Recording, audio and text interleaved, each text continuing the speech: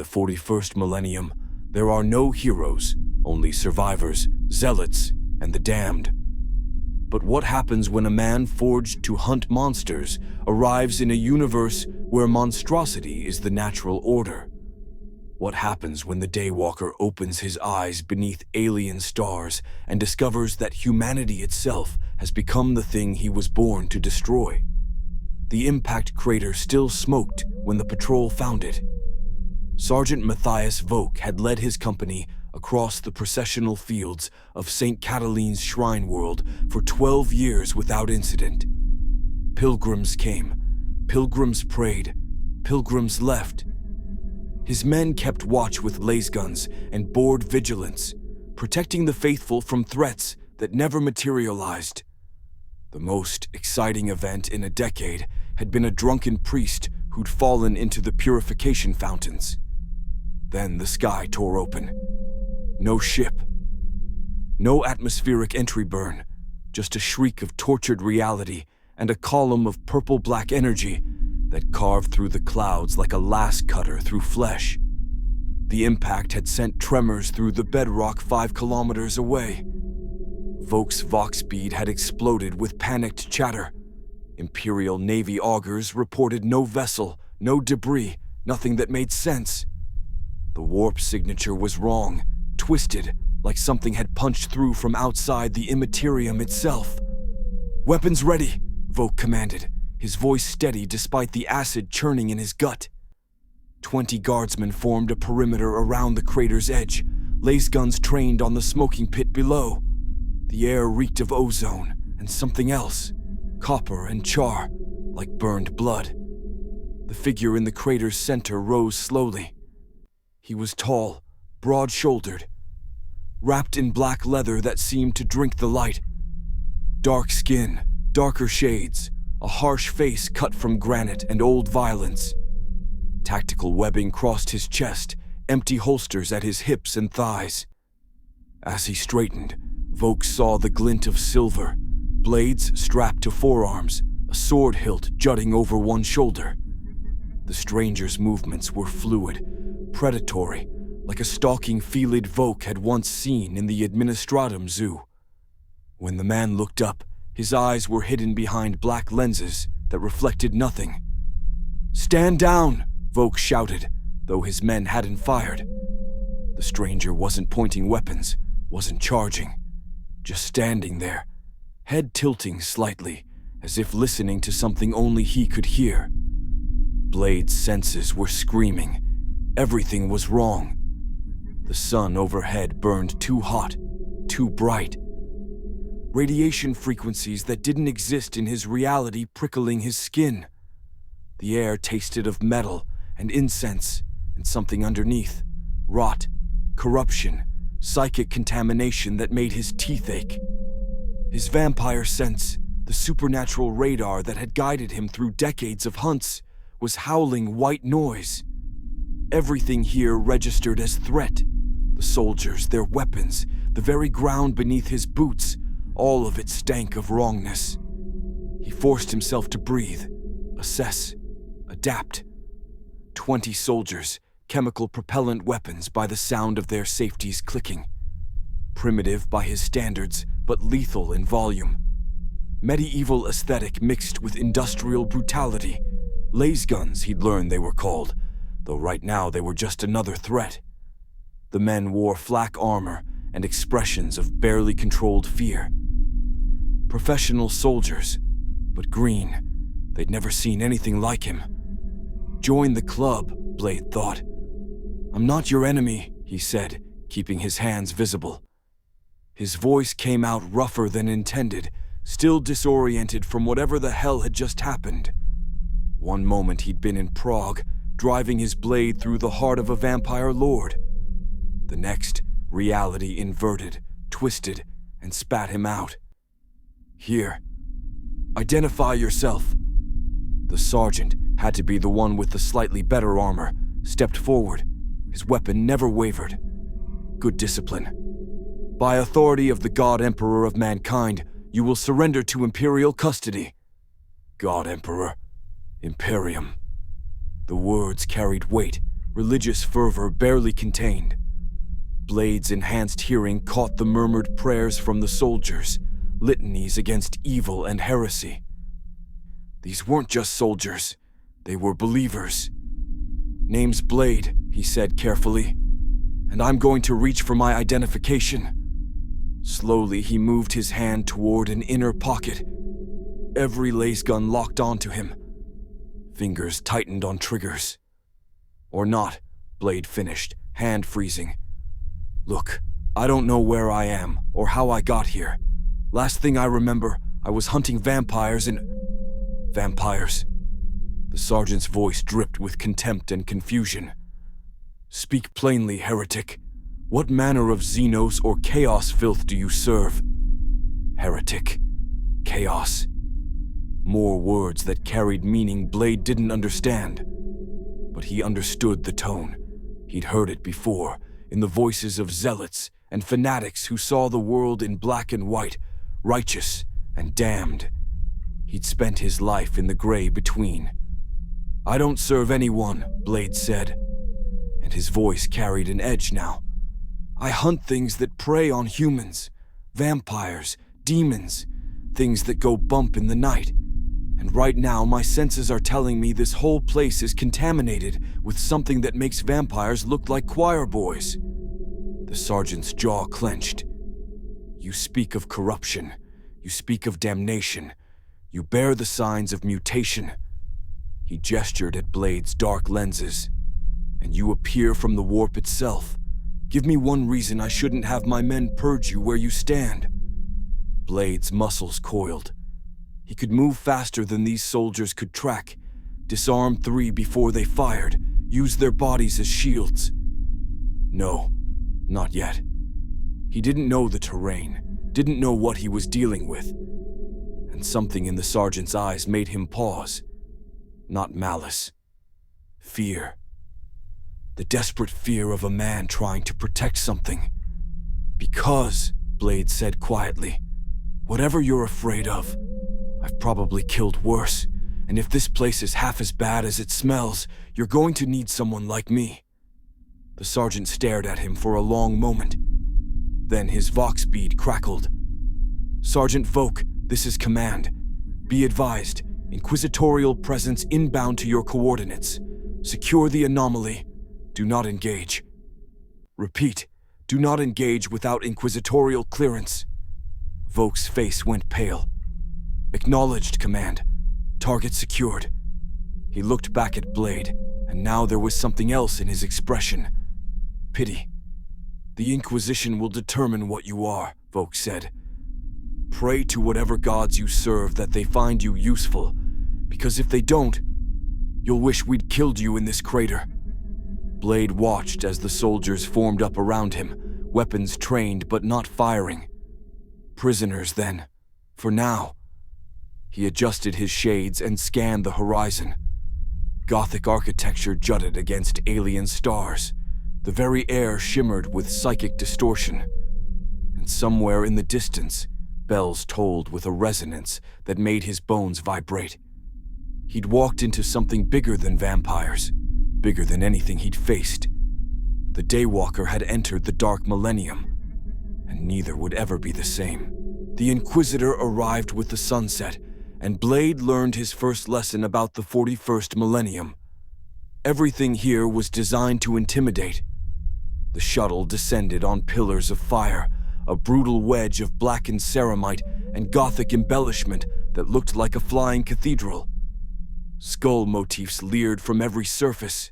The engine screamed hymns in binary cant.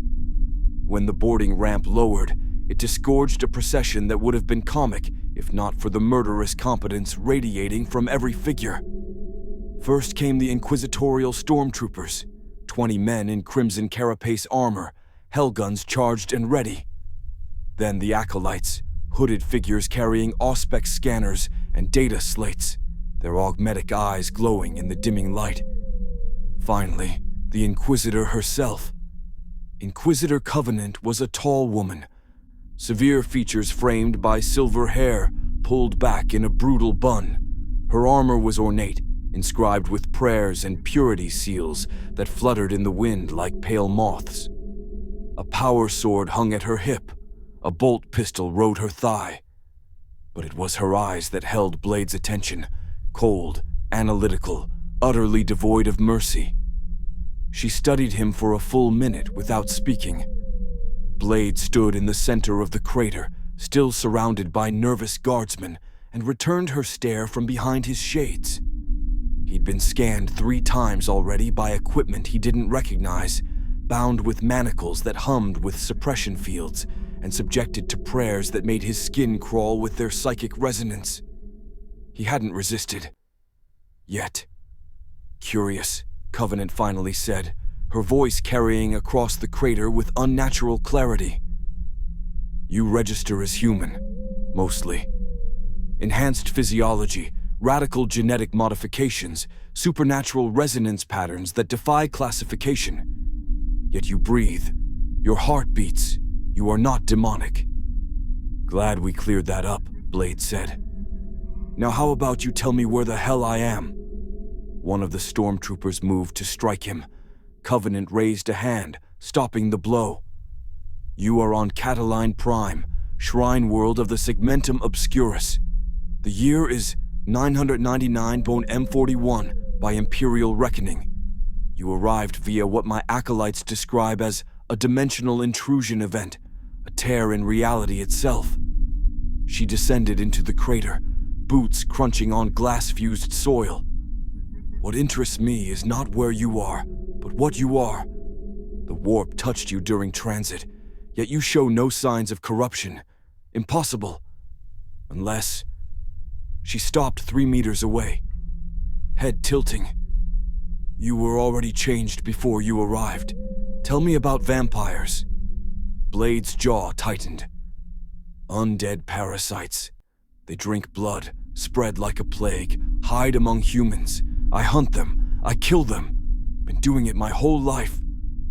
Undead. Covenant's lips thinned. You speak of necromantic reanimation? Warp-fueled constructs? I speak of vampires, Blade said flatly. Blood-sucking monsters that... His senses suddenly exploded with warning. The wrongness that had been background noise since his arrival spiked into clarity, focused and intense. Something was coming. Something that made vampires look clean by comparison. We've got company, Blade said, his whole body tensing. Something's wrong here. Something... He senses it, one of the acolytes whispered, her augmetic eyes widening. Throne above. He actually senses it. Covenant's hand dropped to her bolt pistol. Explain. Now. I don't know your words for it, Blade growled, scanning the darkening horizon. But I've hunted supernatural predators long enough to know when something's hunting me. There's corruption here. Close. And it's getting closer. The Inquisitor's vox speed crackled. My lady, auger arrays detecting movement from the pilgrim quarters. Multiple heat signatures. 30, 40. Throne, they're everywhere. Pilgrims? Covenant demanded. Negative. They're moving wrong. Speed and coordination beyond human capability. And they're heading directly for the crater. Covenant spun toward her stormtroopers. Full combat protocols. Suppression formation. Prepare for contact with... The first scream echoed across the processional fields. Then 100 more joined it. Blade watched shapes pour from the pilgrim dormitories in the distance, humanoid but wrong, moving with jerking, inhuman speed. Even from here, his enhanced vision caught details that made his blood run cold. Elongated limbs. Skin stretched too tight over warped bone structure. Mouths open impossibly wide, filled with rows of needle teeth. And the stench. The psychic reek of corruption so thick it made his stomach turn. Jesus Christ, Blade whispered. Genestealer cult, Covenant snarled. They've been hiding among the pilgrims for months, waiting to spawn. Typical Xenos infiltration. She activated her Vox. All units, Code Crimson. Xenoform infestation confirmed. Purge protocols authorized. The creatures charged with inhuman shrieks. Last fire erupted from the guardsmen's positions, bright lances cutting into the swarm. Bodies fell, but more kept coming, scrambling over their dead with horrifying purpose. "Release him," Covenant ordered. One of the stormtroopers hesitated. "My lady, he could be..." "He senses them before our augurs." He registered fear, genuine fear at Xenos' presence. Covenant's eyes never left the charging horde. "And I suspect he's killed worse. Release him, now." The manacles clicked open. Blade rolled his shoulders, feeling his supernatural strength flood back through limbs that had been suppressed. He reached over his shoulder and drew his sword, 30 inches of silver-edged steel that sang as it cleared the sheath. "I'm going to need my guns back," he said. "Later, if you survive." Covenant drew her power sword, the blade igniting with crackling energy. "These are Genostealers, Xenos organisms that infect human hosts and birth hybrids. They're faster than you, stronger than baseline humans, and coordinated through a psychic hive link. They will not stop until every one of us is dead or infected." "So basically Tuesday," Blade muttered. The first wave hit the crater's edge. Blade moved. His vampire speed, enhanced by Dhampir physiology and decades of combat experience, made him a blur. The first hybrid lunged. He sidestepped, brought his sword around in an arc that separated head from shoulders. Purple ichor sprayed. The second came from his blind side. He caught the movement through peripheral sensors, honed by a lifetime of hunting, spun, and drove his blade through its sternum. These things weren't vampires, but they died the same. "Throne," one of the stormtroopers breathed. "Look at him move." Covenant watched Blade work with calculating intensity. He fought like nothing she'd ever seen. No wasted movement, every strike precise and lethal. He used the hybrid's own momentum against them, redirecting claws that could tear through ceramite into their own allies. When his sword jammed in a hybrid's ribcage, he released it without hesitation, drew a silver stake from his webbing, and drove it through another creature's eye socket. Adaptable, efficient, deadly. "Suppressing fire, concentrated bursts," Covenant commanded. "Drive them toward the crater center." The stormtroopers obeyed, their hellguns creating a kill zone that funneled the hybrids directly into Blade's path. He became the anvil to their hammer, a whirlwind of silver and violence that left purple corpses piled at his feet. But there were so many. A hybrid broke through the line, charging directly at Covenant. She fired her bolt pistol. The mass-reactive shell exploded in the creature's chest, but momentum carried it forward. Its claws reached for her throat. Blade intercepted it mid-lunge, tackling the hybrid away from the Inquisitor. They hit the ground, rolling. The creature was on top, claws raking toward his face. Blade caught its wrists, muscles straining against Xenos' enhanced strength. The hybrid's mouth opened, revealing lamprey rows of teeth, acidic drool dripping onto his chest. He headbutted it. Bone crunched.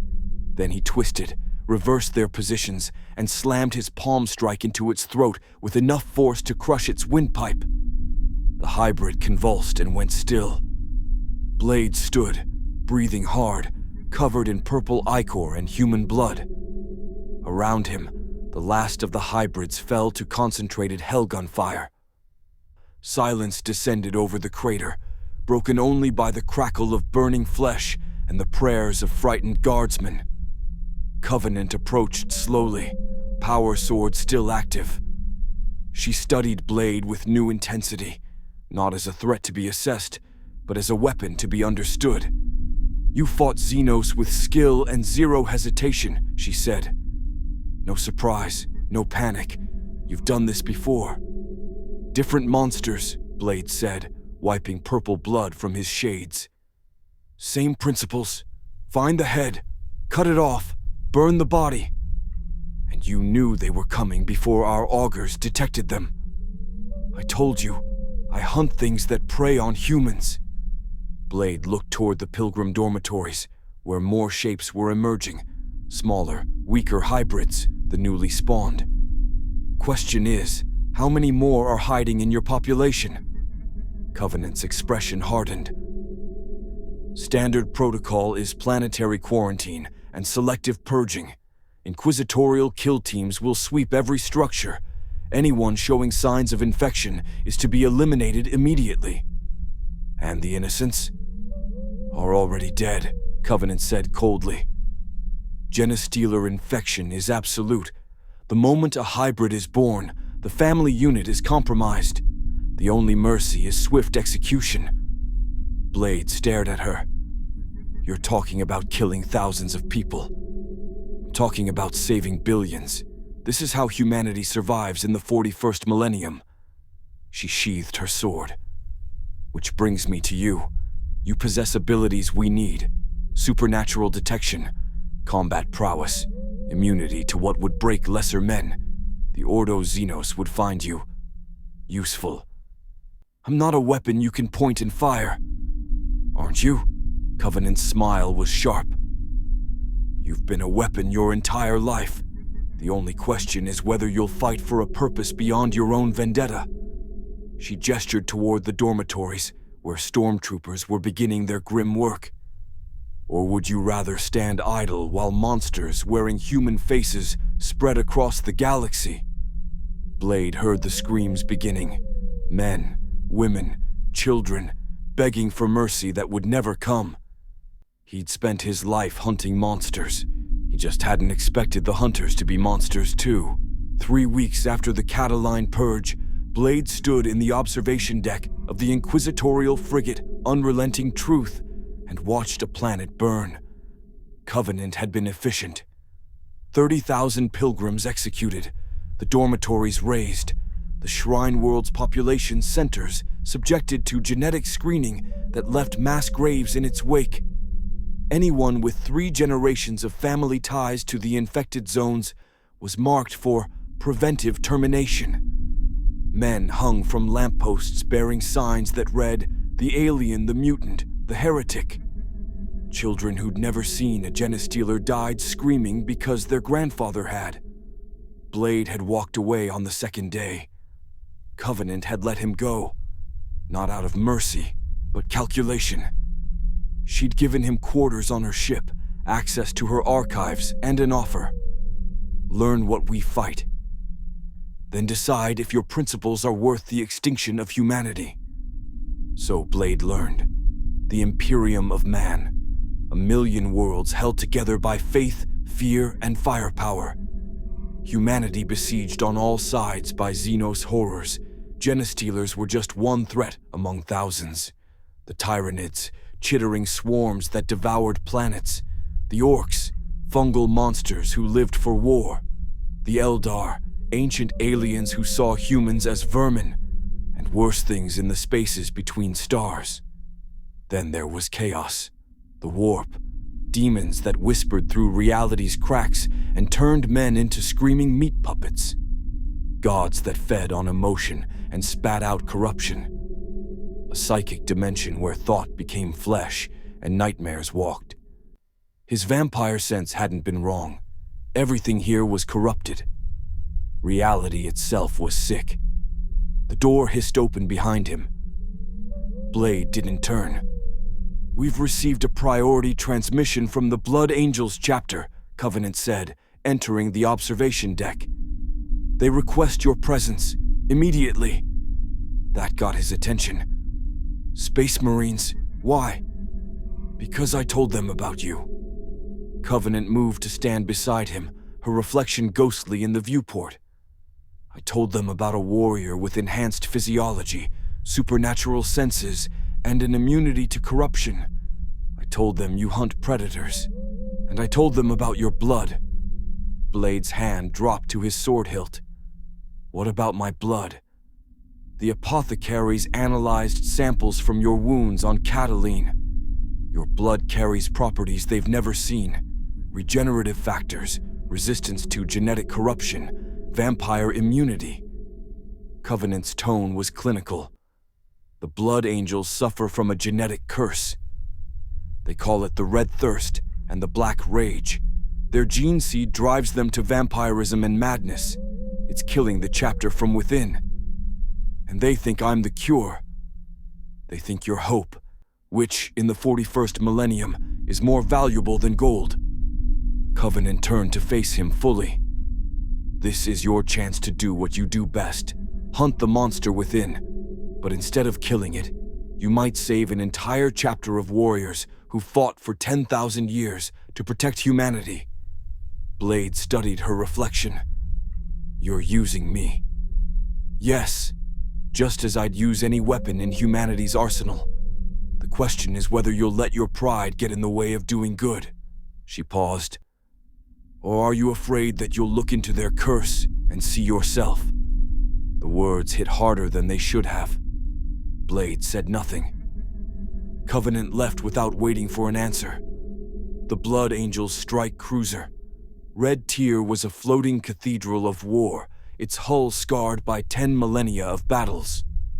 When Blade's shuttle docked, he was met by warriors who stood 3 meters tall in crimson power armor, each one a living weapon forged from gene seed and faith. The apothecary who greeted him introduced himself as Brother Malin. His face was pale, aristocratic, beautiful in the way Renaissance sculptures were beautiful. But his eyes held an ancient weariness. The Inquisitor spoke truly, Malin said, leading Blade through corridors lined with frescoes depicting angels and bloodshed. You sense what we are. I can see it in your stance. You recognize predators. I recognize the thirst, Blade said quietly. I can smell it on you, all of you. You're fighting something in your blood. The flaw of our Primarch. Malin's voice carried reverence and grief. Sanguinius was the most noble of the Emperor's sons, but his gene seed carried a curse. We inherit his nobility and his darkness. The red thirst drives us to drink blood in battle. The black rage traps us in visions of our Primarch's death, makes us relive his final moments in madness. They entered an apothecarium, a surgical bay that reeked of blood and incense. A space marine lay restrained on a surgical table, his armor removed. Even through the restraints, Blade could see the warrior's muscles straining, veins black beneath pale skin. His eyes were wild, unfocused, and his teeth. Blade stepped closer. The marine's canines had elongated into fangs.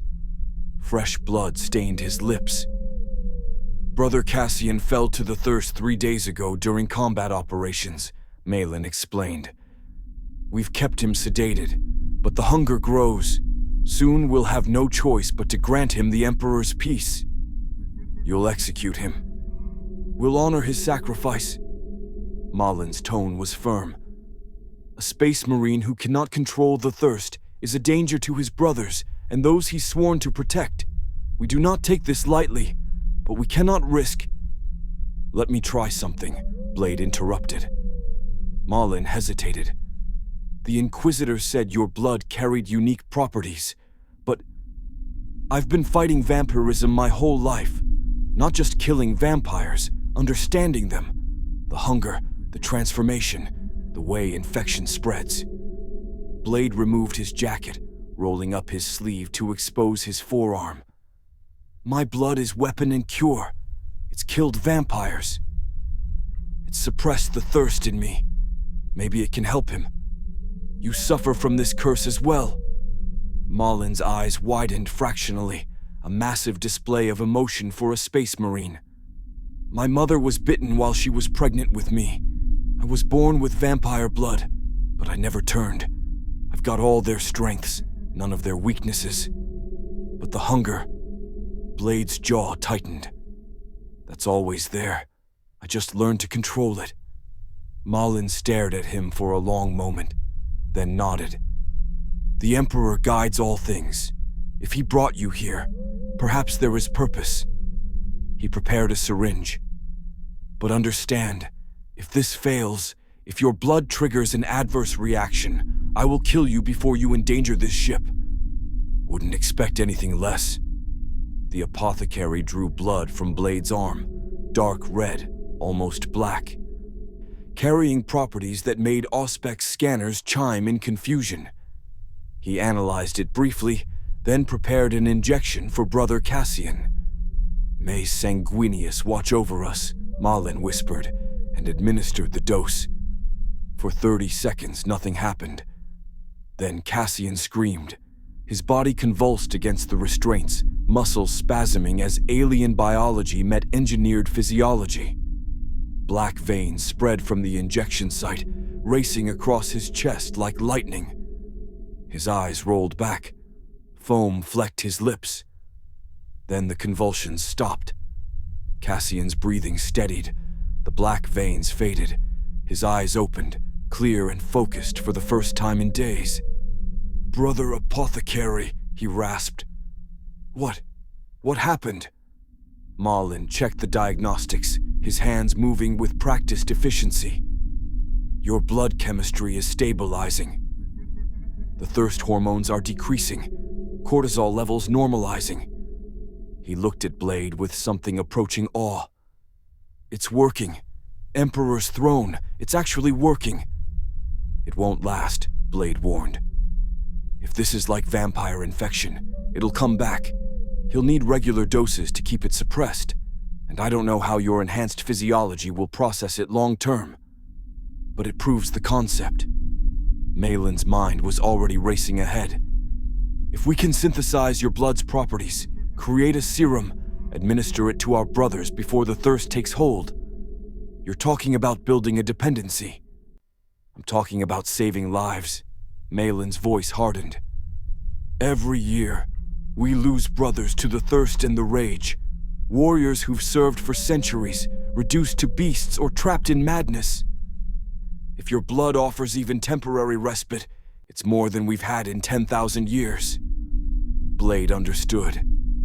He'd been on the other side of this equation, using serum to suppress his own vampiric nature, always one missed dose away from becoming the thing he hunted.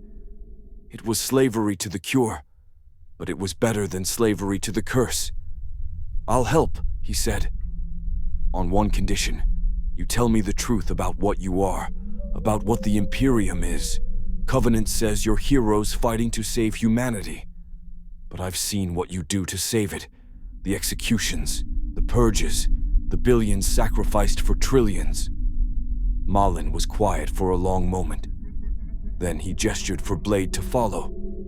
They walked through the Red Tear, past training halls where Space Marines practiced brutal close-quarters combat, past chapels where warriors prayed before suits of armor that had seen millennia of war. Finally, they reached an observation chamber. Below, through reinforced glass, Blade saw them. The Death Company. 20 Space Marines in black armor, each one lost to the Black Rage.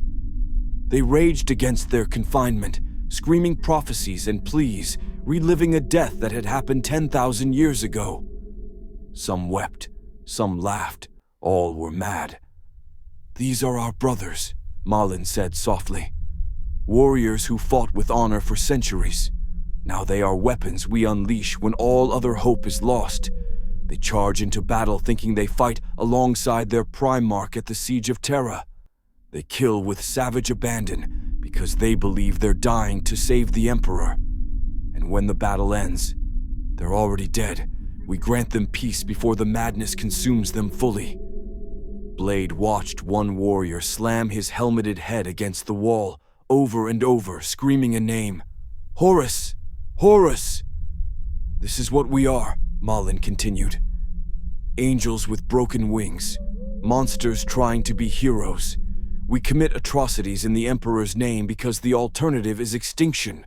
We purge the innocent to save the majority. We become the darkness so that others might live in light." He turned to Blade. "You asked for truth. Here it is. We are damned, but we are damned in service to something greater than ourselves." Blade's throat tightened. He'd spent his life walking the line between human and monster, hero and killer. He'd made compromises, he'd sacrificed, but he'd never had to make choices on this scale. "The difference between us," Blade said quietly, "is that I never stopped thinking of the people I couldn't save as people. You've turned genocide into mathematics." "Because we have to," Malin replied. "Because if we don't, if we hesitate, if we allow mercy to stay our hand, everything burns. You've been here 3 weeks. You've seen a fraction of what threatens humanity. When you've fought for 10,000 years, when you've watched worlds die, when you've held your brothers as they succumb to madness." His voice cracked just slightly. "Then you can judge us." Blade had no answer to that. Below, the Death Company continued to rage against their prison, angels trapped in hell, waiting to be unleashed one final time. And Blade realized that Covenant had been right. When he looked at them, he saw himself. 2 months working with the Blood Angels taught Blade more about damnation than a lifetime hunting vampires ever could. His blood worked, not perfectly, never perfectly, but enough to give brother apothecary Malin hope. They synthesized serum from his samples, tested it on volunteers who felt the thirst clawing at their minds. Some responded well, reporting clarity they hadn't felt in decades. Others experienced violent rejection, their enhanced physiology fighting the foreign compounds until the apothecaries had to intervene. But the success rate was 40%. In the 41st millennium, that counted as a miracle. Blade spent his days in the apothecarium, giving blood until his regenerative abilities flagged, then spending nights in his quarters studying the galaxy he'd fallen into. The archives were horrifying. Entire worlds exterminated for harboring mutants. Psychers, humans born with psychic powers, rounded up and shipped to Terra to be sacrificed by the thousands, their souls burned as fuel to keep something called the Astronomicon lit. Children pressed into factory service at age 6 and worked until they died at 20. The Imperium wasn't evil. It was beyond evil. It was pragmatic horror elevated to doctrine, cruelty as policy, genocide as Tuesday. And the alternatives were worse. He'd seen the picked captures of tyrannid invasions, organic swarms that consumed entire biospheres, leaving dead rocks in their wake. The orc wars that butchered billions for sport. The chaos corruption that turned humans into screaming portals for demonic entities. Blade had fought monsters, but monsters didn't build empires. They didn't have theology and tax codes and trillion-person bureaucracies. The Imperium was monstrous because it had to be. Because the galaxy had evolved past the point where humanity could afford principles. It made him sick. It also made him understand why Malin and his brothers kept fighting. The summons came on the 83rd day. Inquisitor Covenant requires your immediate presence, Malin informed him. A situation has developed on Hive World Vantor Primus. The Ordo Malleus has detected demonic activity, and something else. Something that matches the signature your blood produces when exposed to warp energy. What the hell does that mean? It means whatever you hunted in your original reality may have followed you here. Malin's expression was grim. Or something has taken notice of you. Covenant wants you deployed with her kill team. She believes your supernatural detection abilities are necessary. And you're just going to let me go. You were never our prisoner. Malin handed him a case. Inside, vials of synthesized serum glowed faintly in the dim light. This is 2 months of refined product, enough to keep the thirst at bay for 20 brothers. You've given us more than we had any right to ask. He paused. You've also given us something more valuable. The knowledge that our curse can be fought, that we are not beyond redemption. Blade closed the case. I didn't cure you. I just gave you another addiction. Hope is always an addiction, Malin said. But it's one worth having. The Emperor protects Blade, even those who don't believe in him. Vantor Primus was a hive world, its surface covered in kilometers-high city spires that housed billions in layered hab blocks. The upper spires touched the clouds, clean, regulated, home to nobility and merchants. The lower levels descended into darkness. The underhive, where the dregs of humanity scratched out existence in conditions that would make hell look hospitable. Covenant's kill team inserted, via grav chute, into the mid-hive, a transitional zone where gang warfare and industrial decay met crumbling imperial authority. They moved through corridors thick with chemical fog, past corpse piles that reeked of days-old death, following an auspex signal that pulsed like a diseased heartbeat. "Contact in 300 meters, Covenant said, her voice filtered through the vox. Psychic resonance is off the charts. Multiple entities, warp-touched.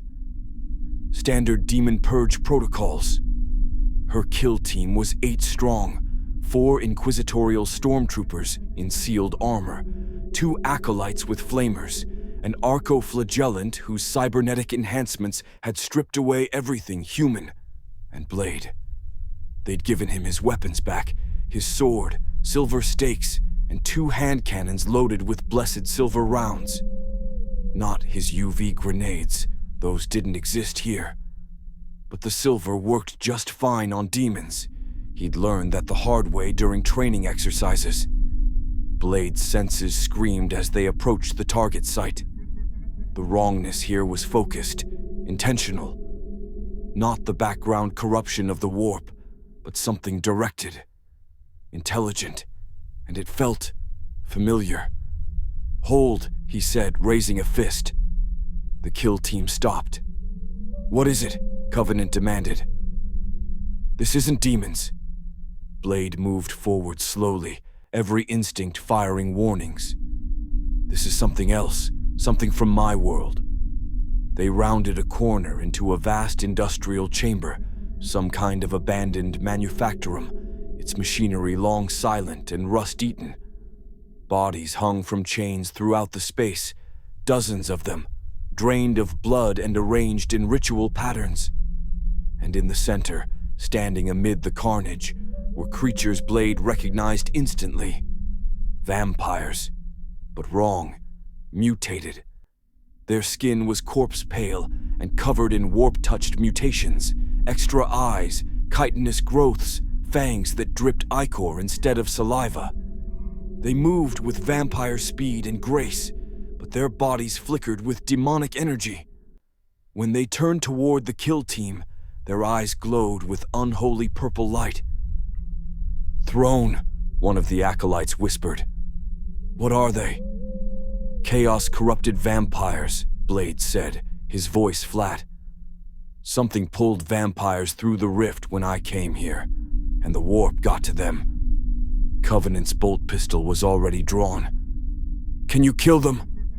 "That's what I do." The vampires attacked.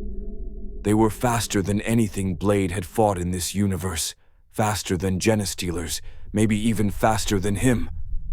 The first one crossed 50 meters in 2 seconds, claws extended. Blade met it with his sword, silver edge cutting through warp-tainted flesh. The vampire shrieked, a sound that was part animal, part demon, and exploded into ash and purple smoke.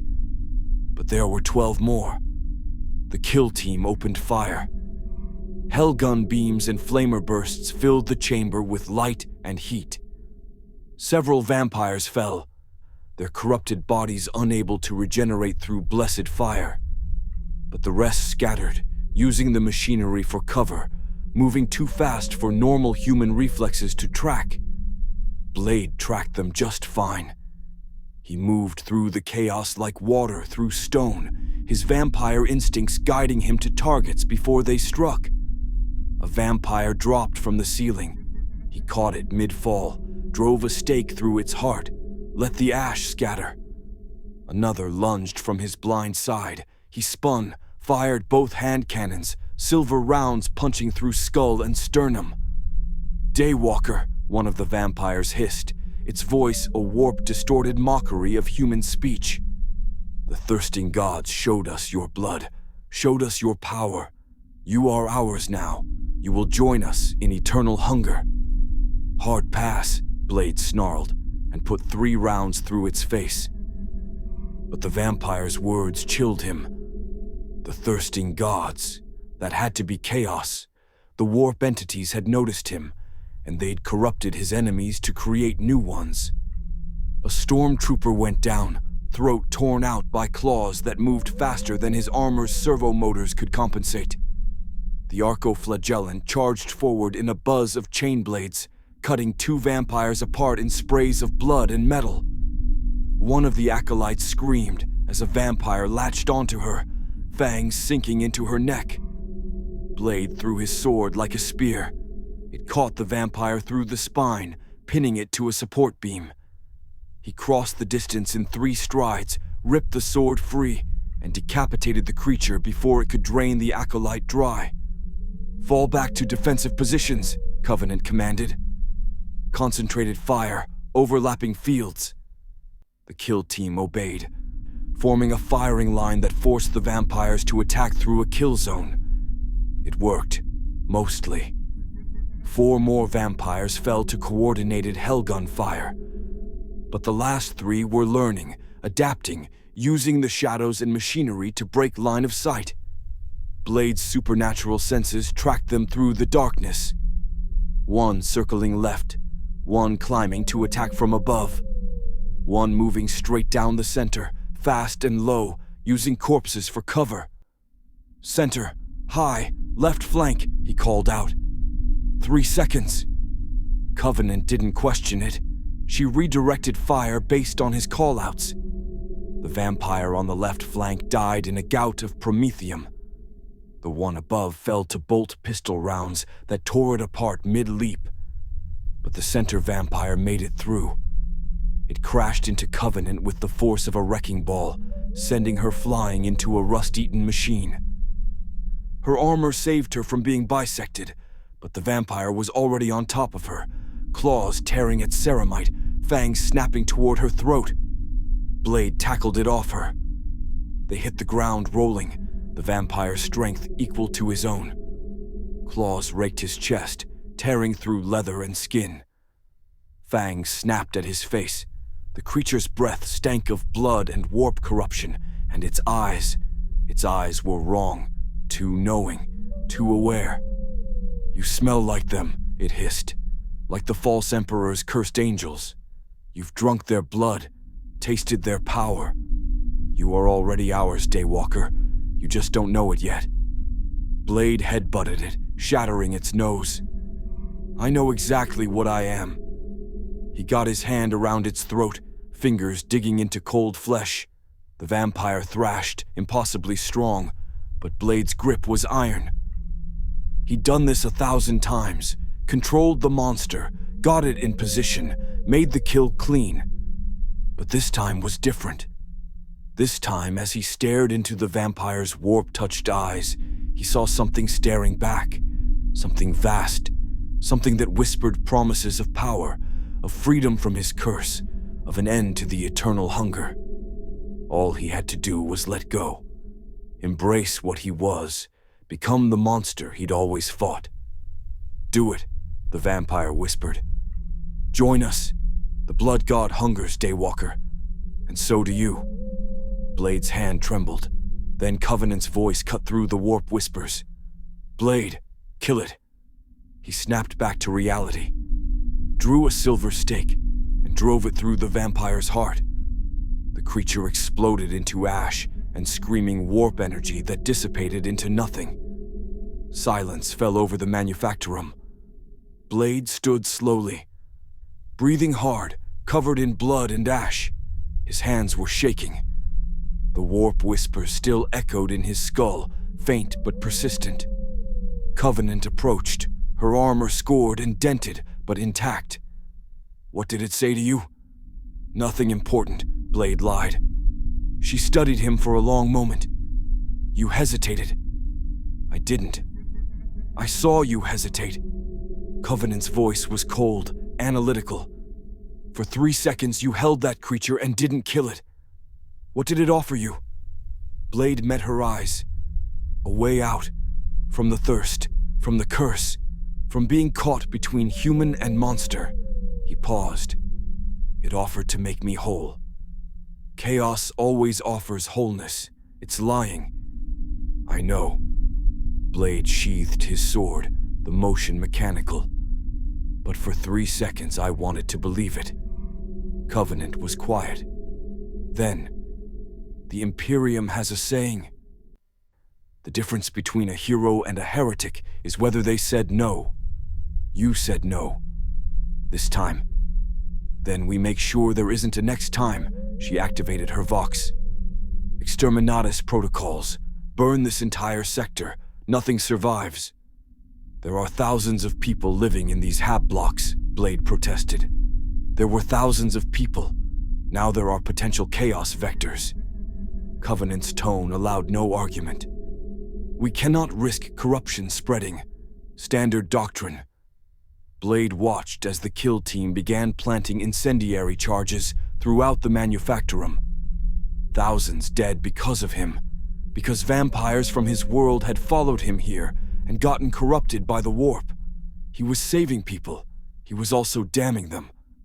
Welcome to the 41st millennium, where even heroes were monsters, and monsters sometimes tried to be heroes. The nightmares started after Vantor Primus. Blade would close his eyes and see the manufactorum burning, hear the screams of Hab Block residents as flames consumed entire levels. Covenant had been efficient. Plasma charges planted at structural weak points, time to create a controlled collapse that would seal the infected sectors. 10,000 dead to prevent 10 million corrupted. The math was sound. The morality was poison. But the dreams didn't stop at Vantor. They went deeper, darker. He'd see the vampires again, their warp-touched eyes promising power. He'd see the Death Company screaming in their cages. He'd see Brother Cassian convulsing as alien blood fought space marine physiology. And underneath it all, a voice, vast, hungry, eternal, whispering his name. Join us, Daywalker. You belong with the cursed ones, the blood drinkers. The monsters pretending to be men. Blade stopped sleeping. Covenant noticed. She always noticed. You're experiencing warp exposure symptoms, she said during their debrief on the unrelenting truth. Nightmares, auditory hallucinations, sense of being watched, standard for individuals with psychic sensitivity exposed to demonic corruption. I'm not a psyker, Blade said flatly. No, but your supernatural nature makes you adjacent. You exist in the space between material and immaterial. The warp recognizes that, and it wants you. Covenant poured 2 glasses of Amasec, potent imperial alcohol that tasted like cleaning solvent. The question is whether you're strong enough to resist. I've resisted the thirst my whole life. I can resist this. The thirst is biological. This is metaphysical. The blood god, Khorne, the chaos entity that empowers warriors and demands skulls, has marked you as a potential champion. Every time you fight, every time you spill blood, you feed him, and he rewards service. Blade didn't touch the drink. So what? I stopped fighting. That's not an option. Fighting is what you are. Covenant downed her glass in one swallow. No, you need purpose beyond the fight. A reason to resist that's stronger than the temptation. The Space Marines have faith. I have duty. What do you have? Blade thought about that for a long time. What did he have? His world was gone, lost across dimensions he couldn't navigate. Everyone he'd known, everything he'd fought for, separated by impossible gulfs. He was a weapon without a cause, a hunter without a home. I don't know, he admitted.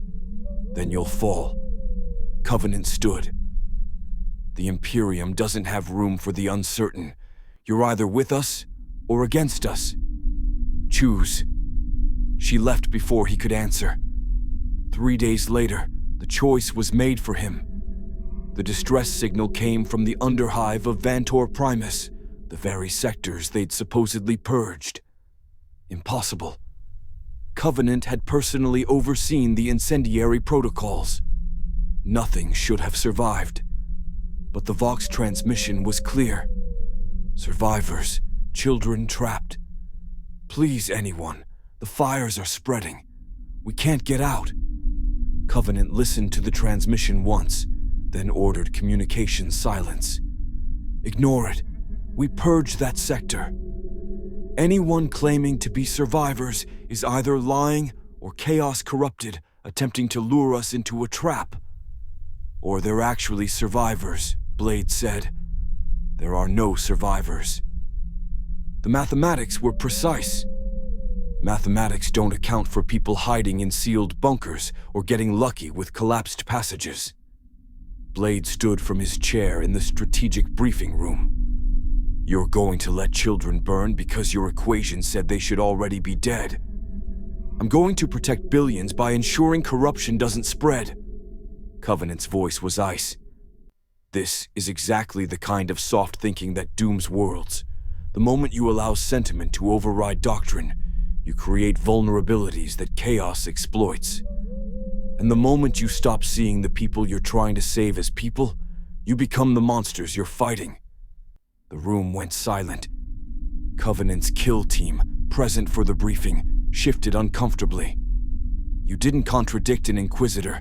Not openly. Not and survive. Covenant stared at Blade for a long moment. Then she smiled. Cold.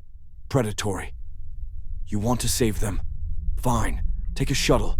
Take supplies. Go play hero in the Underhive. But understand this. If you find corruption, if you bring back anything tainted, I will execute you and everyone you rescued. No trials, no mercy. That is the price of your compassion. Deal, Blade said immediately. You're a fool. But Covenant authorized the shuttle anyway. Take Acolyte Ven. She has medical training. You'll need it if anyone actually survived. The Underhive was hell. The fires had spread beyond the purged sectors, feeding on chemical runoff and promethium reserves. Entire levels were collapsing, crushing hab blocks that had stood for millennia. The air was toxic. Carbon monoxide, burning plastic, human remains. Blade's enhanced physiology filtered most of it, but Acolyte Ven needed a rebreather just to survive. They followed the distress signal through collapsed tunnels and flame-choked corridors. Bodies everywhere, most dead from smoke inhalation, some crushed by falling debris, a few showing signs of something worse. Blade's senses stayed on high alert, scanning for chaos corruption, for warp taint, for anything that justified Covenant's paranoia. All he found were victims. Contact, Ven said, her auspex chirping. 40 meters ahead, multiple life signs, weak but present. They found them in a sealed maintenance bunker.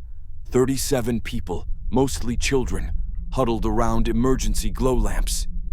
The adults who'd gotten them to safety were dead, succumbed to smoke inhalation or injuries. The children ranged from 3 to 15, filthy and terrified, staring at Blade with wide eyes. "Are you angels?" one little girl asked. "Mama said the Emperor's angels would save us." Blade knelt, putting himself at her eye level. "I'm not an angel, but I'm getting you out of here." They organized quickly.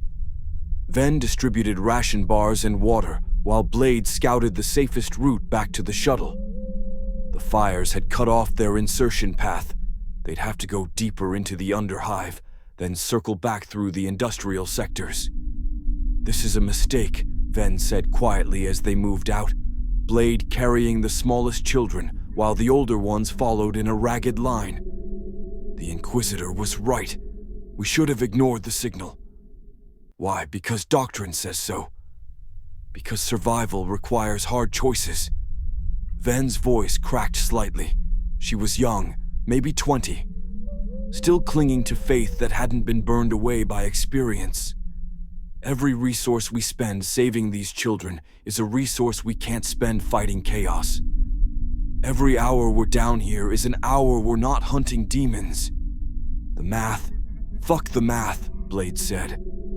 I've spent 3 months learning about your Imperium, learning how you've turned atrocity into bureaucracy. And you know what? I get it. I understand the logic. The galaxy's trying to kill you, so you kill first. But if that logic means leaving kids to burn, then the Imperium's already lost. You've just become another monster wearing a flag. Ven had no answer to that. They moved through the Underhive in tense silence, Blade's senses on constant alert. The children were quiet, too quiet. They'd learned silence in the Underhive, learned that noise attracted predators.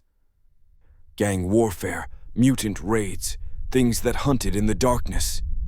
These kids had seen more horror in their short lives than most adults ever would, and the Imperium considered them expendable.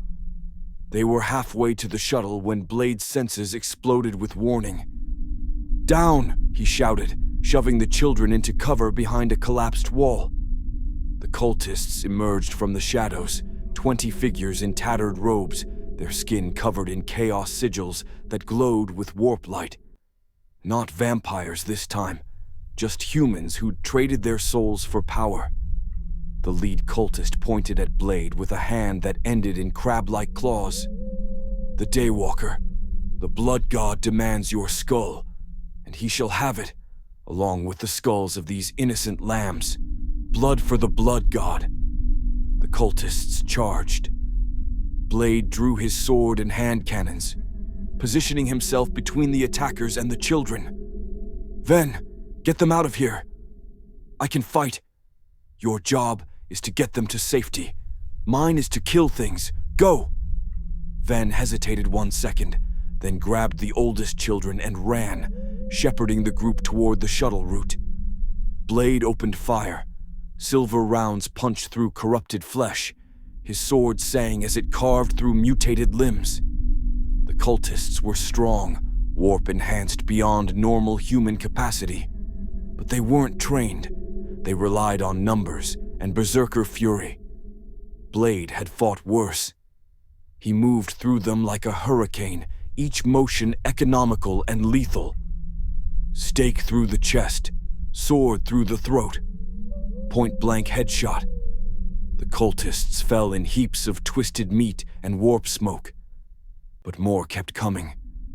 From the shadows, from side passages, from vents overhead, they poured into the chamber in a tide of corruption and hate.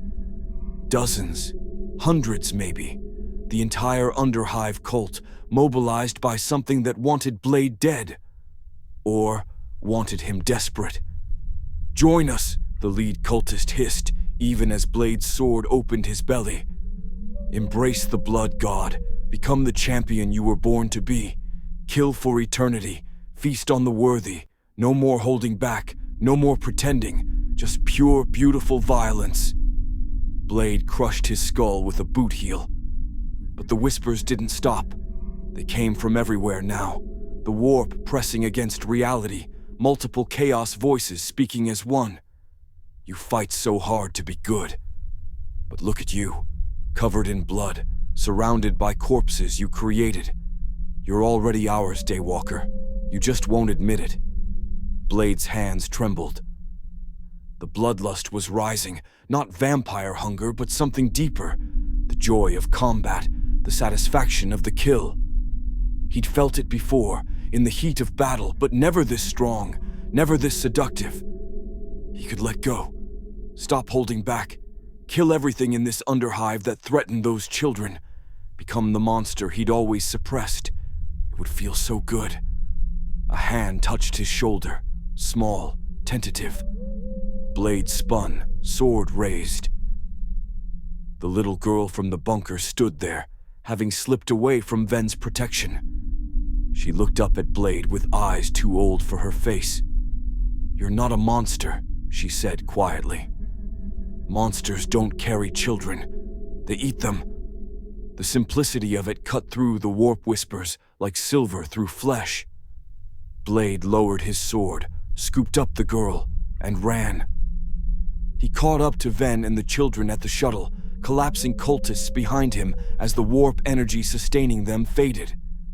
They loaded everyone aboard, conducted emergency medical triage, and lifted off as the underhive continued to burn below. Blade sat in the cargo bay, surrounded by children who'd fallen asleep against him, exhausted, traumatized, but alive. Alive because he'd chosen compassion over doctrine, because he'd risked corruption to save innocence, because he'd said no to the whispers. Ven approached slowly. The Inquisitor's going to execute us when we return. Maybe, Blade said. Or maybe she'll remember what it means to be human. I don't think she's been human in a very long time. Blade looked at the sleeping children, then at his hands, still covered in cultist blood. Neither have I. But I'm trying. The shuttle broke atmosphere, leaving Vantor Primus behind. Below, the underhive burned. But 37 people who shouldn't have survived did. In the 41st millennium, that was victory, even if it damned you. Covenant was waiting in the hangar bay when they docked. Blade descended the shuttle ramp first, positioning himself between the Inquisitor and the children. Ven followed, herding the survivors into a tight group. The kids sensed danger. They pressed close together, silent as ghosts. The kill team stood behind Covenant, weapons ready but not raised, waiting for the order.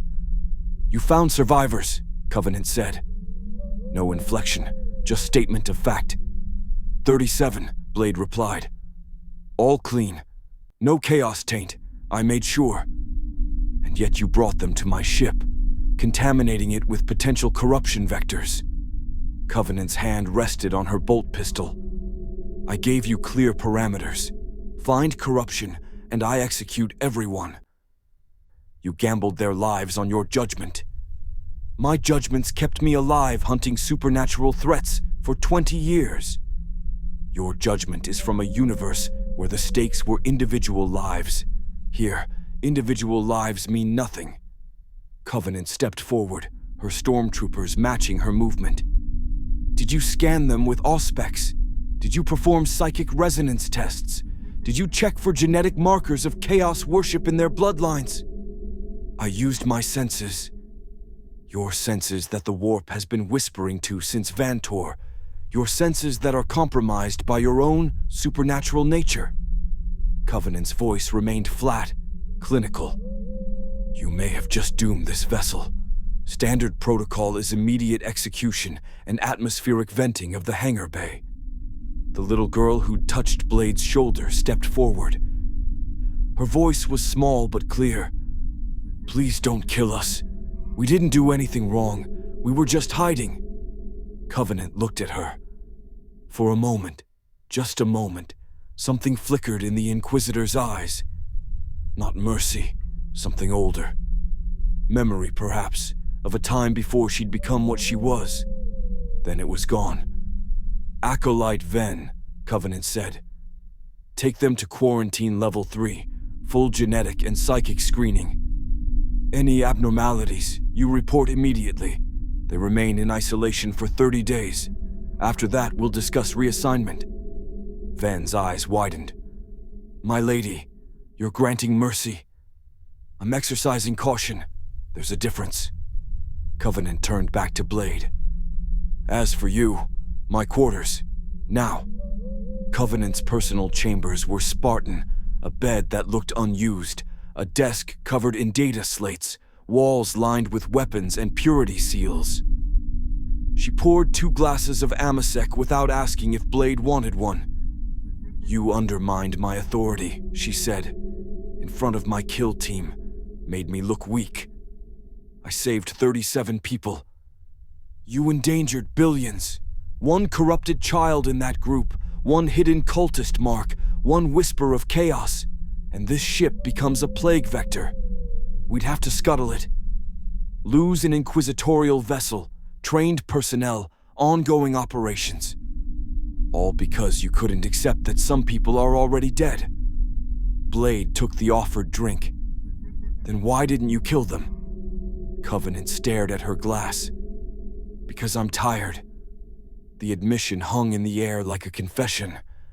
I've been an Inquisitor for 47 years, she continued.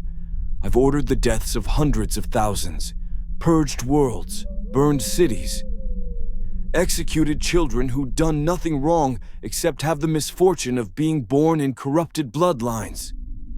All necessary, all justified, all slowly killing me. She downed her drink in one swallow. When I look at you, Blade, I see what I used to be. Someone who believed individual lives mattered. Someone who thought there were lines that shouldn't be crossed. The Imperium burned that out of me decades ago. But you... She poured another glass. You're still trying. Still holding on to principles that have no place in this millennium. And I don't know if that makes you admirably stubborn or tragically naive. Maybe both, Blade said quietly. You can't save them all. You know that, right? Those children, even if they're clean, even if they survive quarantine, what kind of life awaits them? They'll be assigned to factory work or pressed into guard regiments. They'll die young and unmourned. Your compassion bought them a few more years of suffering. It bought them life. That's worth something. Is it? Covenant's voice cracked. Is survival enough when survival means grinding poverty, endless war, and the constant threat of chaos corruption? Sometimes I think the Imperium's greatest cruelty isn't the killing. It's forcing people to keep living in this hell. Blade studied her. Behind the cold efficiency, the ruthless doctrine, was someone drowning in the weight of necessary evils. Someone who'd killed so much of herself to serve that she'd forgotten why she started. I met a little girl today, Blade said. She told me monsters don't carry children. They eat them. He set down his glass. You carry the weight of billions. Covenant, that's what keeps you from being a monster. The fact that it hurts. Covenant laughed, sharp, bitter. Sentimental nonsense. Maybe, but I've hunted monsters my whole life. Real ones. And the defining characteristic isn't the killing, it's the lack of conscience. Monsters don't feel guilt. They don't question. They don't lie awake wondering if there was another way. Then the Imperium has created a galaxy of monsters. No, it's created a galaxy of people forced to make impossible choices. That's different. Covenant was silent for a long moment. Then, the Ordo Malleus officially sanctions your deployment as auxiliary personnel. You'll accompany my kill team on demonic suppression operations. Your supernatural detection and combat capabilities are too valuable to waste. But understand, you follow my orders. When I say burn the village, you burn the village. Hesitation gets people killed. And blind obedience gets people killed too, Blade countered.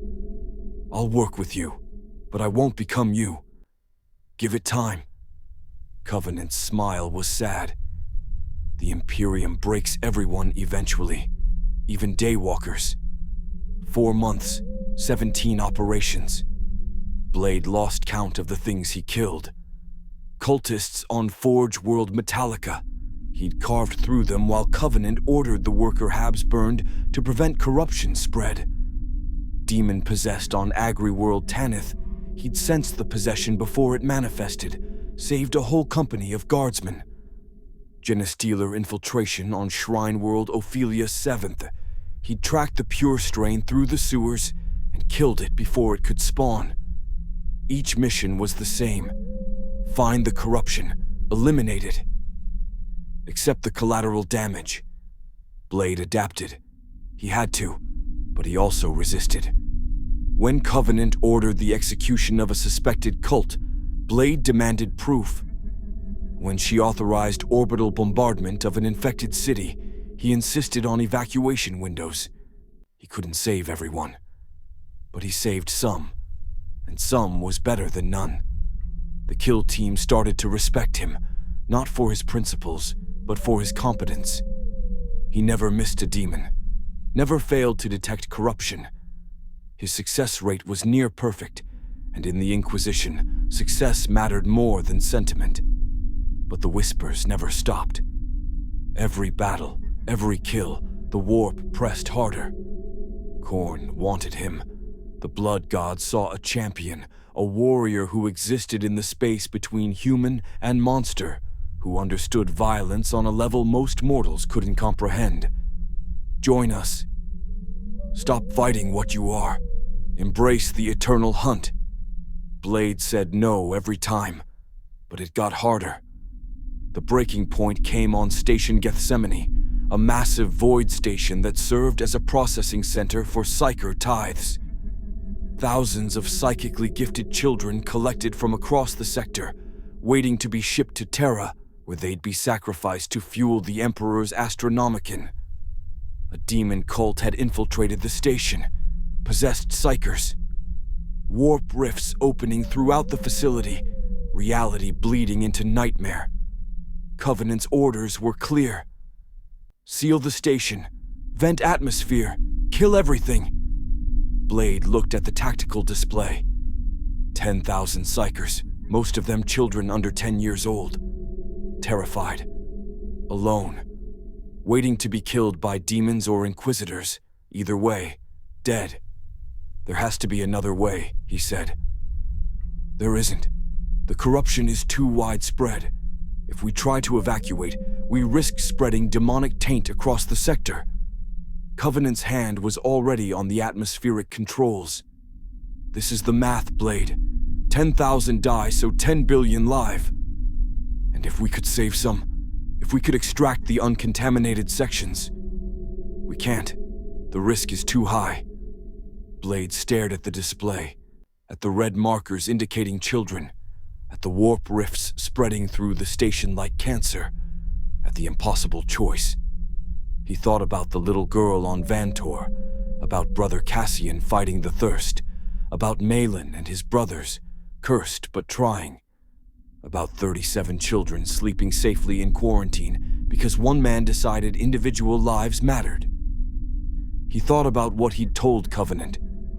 The defining characteristic of monsters is lack of conscience, and he made his choice. I'm going in, Blade said. Covenant grabbed his arm. That's suicide. Probably. But I'm not standing here while kids die because the math said so. He pulled free. You can vent the atmosphere after I clear the sections, but I'm giving them a chance. You'll die for nothing. You can't fight an entire demonic incursion alone. Blade checked his weapons, sword sharp, guns loaded, stakes ready. Watch me. He suited up in void gear, took a boarding shuttle, and launched towards Station Gethsemane alone. The station was hell made manifest. Warp rifts leaked demonic entities into every corridor. Possessed psychers shambled through halls, their bodies twisted into impossible shapes. Reality itself was fractured. Physics worked sometimes, didn't work others. Blade saw a room where gravity flowed sideways, another where time looped every 30 seconds, another where demons made of screaming faces clawed at the walls. He fought through all of it. His vampire speed let him dodge attacks that should have killed him. His supernatural senses detected demons before they manifested. His silver weapons carved through warp spawn like they were nothing. He was one man against an army, and he was winning, not because he was stronger, but because he refused to quit. He found them in Holding Bay 7, 300 psyker children huddled in a sealed chamber, protected by failing wards and prayers they didn't understand. A demon was trying to break through, a massive thing of brass and blood, all muscle and rage. A bloodthirster. Greater demon of Khorne. It turned when Blade entered, eyes like burning coals fixing on him. When it spoke, reality screamed, Daywalker, the blood god has waited. Now you will serve or you will die. Blade drew his sword. Option 3, I kick your ass and save these kids.